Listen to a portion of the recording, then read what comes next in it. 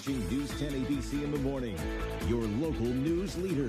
For half a century, a photographer captured the Capital Region's music scene, encountering rock and roll legends as they were on the cusp of superstardom, playing at local venues. His work is now on display in Troy, a treasure trove of nostalgia. Photographer Martin Benjamin has been up close and personal with rock stars that dominated decades. I always thought, geez, I don't get backstage, I don't meet the people. But then in putting together this show and talking to some people about it, I've had a lot of great experiences like that. Benjamin and his camera were in the thick of it, including when a band that would soon make it big played a legendary Central Avenue club. Rolling Stone called me one day when I was in my darkroom working, and they said, we want you to go to this club called J.B. Scott's. I said, I know it. And they said, there's this unknown band from Ireland called U2, and we think they're going to be big. When the band came back in 1983, they played a concert at SUNY Mayfest, and Benjamin gave them some of the photos he shot of them, plus some of his other work.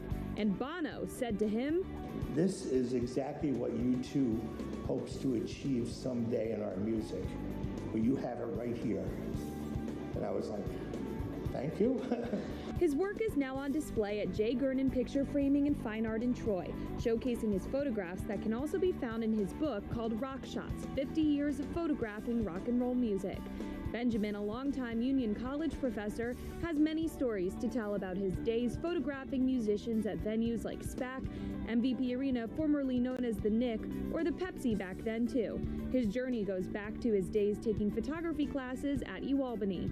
I took photo 2, and from then on, almost all of what I did in college involved photography.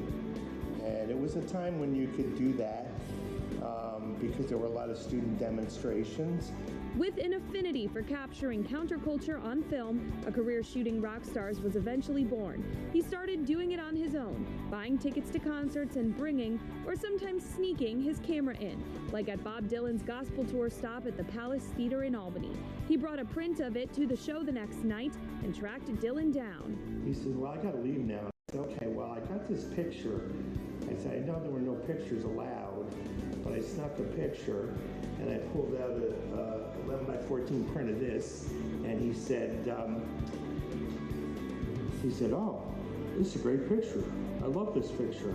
That led to Dylan allowing Benjamin to take his portrait with the Trailways bus in the back, per the rock star's direction. And you can see these photographs in person at the gallery